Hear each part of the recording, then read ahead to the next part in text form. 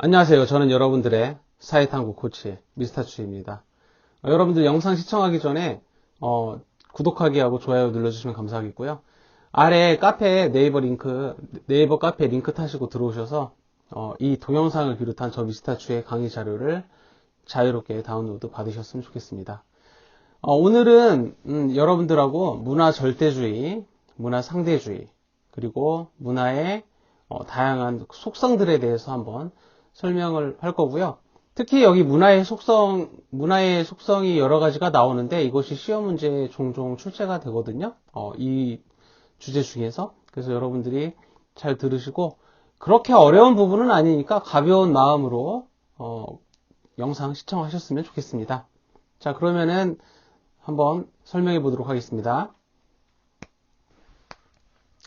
자, 여러분들 문화 절대주의는요. 문화 사이에서, 여러 가지 문화 사이에서 순위를 매길 수 있다는 거죠. 그러니까 우수한 문화가 있고 열등한 문화가 존재한다라고 생각하는 것이 바로 문화 절대주의입니다.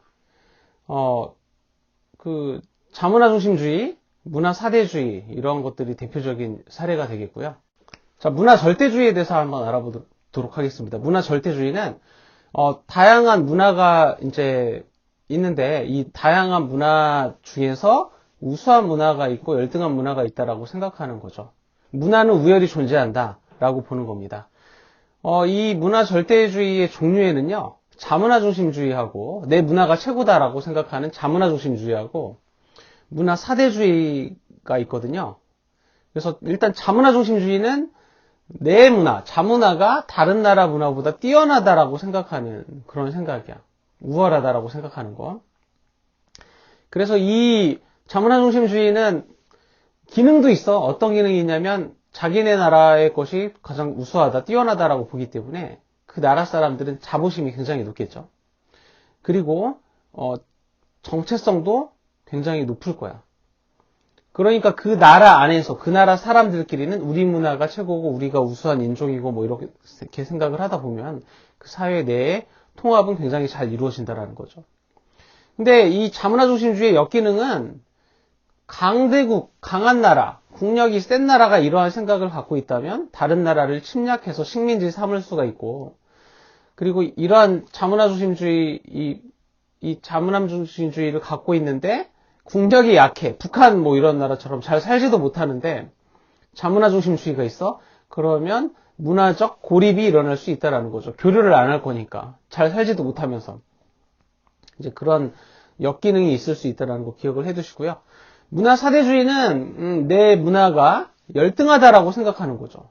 그래서 항상 다른 나라 문화에 대한 동경의식이 있는 거. 그래서 내 문화보다 다른 나라 문화가 훨씬 뛰어나다 이렇게 생각하는 거야.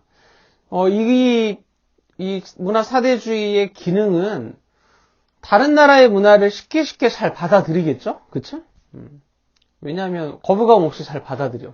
개방적으로. 근데 역기능은 뭐냐면 자기 자신들의 그런 문화에 대한 그런 자부심이 없기 때문에 주체성을 상실할 수 있다. 자기 자신들의 모습을 잃어버릴 수 있다는 거죠. 이것이 바로 문화 절대주의의 종류다. 자문화 중심주의하고 문화 사대주의 두 가지 종류를 알아봤습니다. 문화 절대주의 요약하면 문화 사이에 우열이 존재하는 거, 우수하고 열등한 거 이게 존재하는 거고 그 종류에는 자문화 중심주의하고 문화 사대주의가 있다는 거 기억을 해두세요.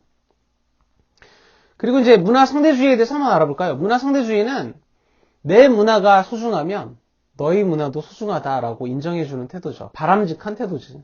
모든 문화는 나름대로의 가치가 있는 거. 그 예전에 우리나라 개고기 보신탕 먹는 거를 비판한 프랑스 여배우가 있었죠. 그 여배우는 문화 상대주의적 태도가 부족하다고 볼 수가 있어. 예전에 막 명절 때만 되면 설날이랑 뭐 추석 이런 명절 때만 되면 그 텔레비전에 외국인들 한복 입고 이렇게 나오죠. 그래서 예전에 로버트 할리라는 아저씨 알아? 한뚝배기 하실래? 뭐 이거 선전하는 아저씨가 있어. 그 아저씨하고 그 다음에 프랑스 어떤 아주머니인데 우리나라 사람이랑 우리나라 그 남자랑 결혼한 그 이다도 씨라는 여자분이 계셨거든요. 둘이 막 싸우는 거야. 로버트 할리는 보신탕이 정말 너무 맛있다 이렇게 보는 거고 이다도시는 어떻게 야만적이게 보신탕을 먹을 수 있냐. 한국 사람들 너무 야만적이다. 이렇게 생각하는 거. 이렇게 생각하고 있는 아줌마인데 둘이 이제 싸움을 한 거야. 그래서 그 프랑스 여자분이 이제 공격을 한 거죠. 왜 보신탕을 먹냐. 이 걔는 우리의 친구다. 그러니까 로버트 할리가 보신탕이 얼마나 맛있는데 그건 하나의 문화일 뿐이다. 그러면 프랑스 사람들은 달팽이를 먹지 않느냐. 달팽이를 먹지 않느냐. 그러니까 그럼 달팽이하고 걔 그 차이점이 뭐냐. 그러니까 걔는 우리의 친구다. 그러니까 로버트 할리가 달팽이도 우리의 친구지, 얘. 이렇게 했던 일화가 있습니다. 그러니까 모든 나라의 식문화는 존중이 되어져야 된다는 거죠. 그래서 자문화는 타문화와 동등하게 존중을 받아야 된다는 거야. 막 원주민들이 옷을 다 빨개 벗고 다니고 그런 거는 그 지역의 기후가 습하고 덥고 그렇기 때문에 옷을 입으면 오히려 그 피부병에 걸릴 수가 있기 때문에 그렇죠. 그런 거다. 그렇게 이해를 하는 거야. 그러니까 한 사회의 문화를 그 사회의 환경과 사회적 맥락, 역사 이런 거를 고려해서 이해하려고 하는 그런 태도 이런 것들을 문화 상대주의라고 한다는 거죠. 인도에 가면 암소를 숭배하는 인도인들의 풍습이 있습니다. 그걸 보고 어떻게 소를 저렇게 숭배할까 이렇게 생각하는 것이 아니라 농경생활에서 암소가 가지는 중요성, 그러니까 농사를 지으려면 우리나라도 그랬겠지만 농사를 지으려면 소가 반드시 필요했고 소는 일을 같이 하는 동료일 뿐만 아니라 굉장히 그렇게 하다 보니까 정도 많이 들고 친구였단 말이야. 우리나라가 보신탕을 먹게 된 이유도 집에 있는 소를 잡아 먹을 수가 없으니까 개를 잡아 먹은 거죠.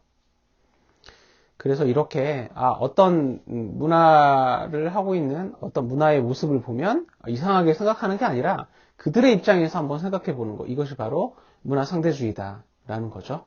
자, 그 다음에 이제 극단적 문화 상대주의가 있는데 상대주의적 태도가 이제 좀 좋은 태도라고 할 수가 있는데 그러한 태도를 가진 사람이 모든 거를 다 존중하고 그러면 됩니까? 안 됩니까? 그러니까 뭐 사람을 살인하는 풍습을 갖고 있는 나라를 보고 그럴 수가 있겠지. 그럴 수 있지. 뭐 사람을 살인도 할 수 있고 죽일 수도 있고 그 다음에 뭐 여성 할례, 아프리카에서는 여성 할례 이런 거. 명예살인은 이제 중동 지방의 여자가 뭐 바람을 피거나 뭐 그러면은 동네 사람들 뭐 친척 일가 이런 사람들 나와가지고 돌로 쳐 죽이는 거야. 근데 바람 피는 게 나쁜 거죠. 나쁜 거긴 한데 이렇게 막 죽음을 당할 정도의 그런 심한 범죄는 아닌데 그쪽 지역에서는 막 명예살인이라고 해가지고 돌로 쳐서 죽인대. 그러니까 그런 것까지 존중해 주면 된다 안 된다? 안 된다라는 겁니다. 그래서 극단적 문화 상대주의 이런 건 어떻게 해야 된다? 경계해야 된다라는 거 여러분들이 기억을 하셨으면 좋겠네요. 그 다음에 이제 문화의 속성에 대해서 한번 알아보도록 하겠습니다. 문화의 속성이 이제 여러 가지가 있는데 학습성이라는 속성이 있습니다. 문화라고 하는 건 모든 걸 다 그러니까 배운 거는 다 문화라고 볼 수가 있어. 후천적으로. 그래서 후천적인 사회화, 본능이 아닌 나중에 뭐 배운 거 이런 것들은 전부 다 문화의 속성이라고 볼 수가 있거든요. 그래서 뭐 예를 들면 우리나라 꼬마하고 서양 꼬마하고 혼날 때의 자세가 틀려. 그러니까 우리나라의 꼬마들은 혼날 때 이렇게 손을 가지런히 모으고 이렇게 고개를 숙이고 이렇게 있어야죠. 근데 서양의 꼬마들은 눈을 이렇게 쳐다봐야 돼. 제가 공항에서 어떤 서양 아줌마가 어떤 꼬마를 혼내는 걸 봤거든요. 근데 그 꼬마가 눈을 다른 데를 쳐다보니까 똑바로 내 눈을 똑바로 봐라 막 이러면서 그 서양 아줌마가 굉장히 왜 내 눈을 바라보지 않니? 막 이러면서 막 look at me 막 이러면서 혼내는 걸 봤거든요. 우리나라에서 어른한테 혼날 때 눈을 이렇게 쳐다보고 그러면은 어떻게 어른들이 눈 안 깔아? 뭐 이렇게 혼내잖아. 그러니까 혼날 때의 자세도 틀린 거는 이런 걸 배워왔다는 거죠. 어렸을 때부터. 젓가락 사용하는 거 배우죠. 그치? 자, 그리고 이제 공유성이라고 하는 특징은 뭐냐? 문화라고 하는 거는 나 혼자만이 알고 있고 혼자만이 하고 있는 건 문화라고 볼 수가 없어. 반드시 많은 그 사회의 사람들이 같이 알고 있는 거, 공유하고 있는 거, 이것이 바로 문화라는 거죠. 그러니까 뭐 예를 들면 여기 이제 그림이 나와 있는데 시험을 앞둔 뭐 선배라든지 뭐 그런 사람들한테 엿드세요. 그러면 좋아한다라는 거죠. 그래서 아범아, 내가 엿과 떡을 준비했다다. 그러니까 아이고 어머니 감사합니다. 이렇게 잘 봤죠? 아빠, 엿과 떡이에요. 시험 잘 보세요. 아이고 그래 고맙구나 이렇게. 그러니까 우리나라에서는 엿을 주면 시험을 앞둔 사람한테 엿을 주거나 뭐 휴지를 주거나 찹쌀떡을 주거나 뭐 이렇게 하면 사람들이 좋아한단 말이야. 그거는 그 떡에 담긴 엿에 담긴 그런 사람들의 의미를 같이 공유하고 있기 때문에 그렇다는 거야. 우리 사회의 제도, 질서 이런 것들은 다 공유성을 바탕으로 하고 있죠. 내가 이 사회에서 상대방한테 이렇게 대우를 해주면 상대방이 어떻게 반응을 하겠구나라는 것도 예측이 가능한다라는 거죠. 그래서 이 공유성은 타인을 예측하고 사회통합과 질서를 유지하는데 아주 중요하다라는 거야. 그래서 이 공유성이 시험 문제 굉장히 잘 나오는 부분입니다. 그래서 여러분들이 잘 기억을 해 두셨으면 좋겠습니다. 그리고 이제 축적성은 이제 이 인류의 문화라고 하는 건 이집트 피라미드 이런 거 보면 벽화에 막 기호 상징으로 이렇게 그림이 그려져 있잖아. 사람들은 어떤 사실을 알게 되면 계속 기록을 해왔어. 상징 수단, 언어, 글자 뭐 이런 걸로 기록을 했단 말이야.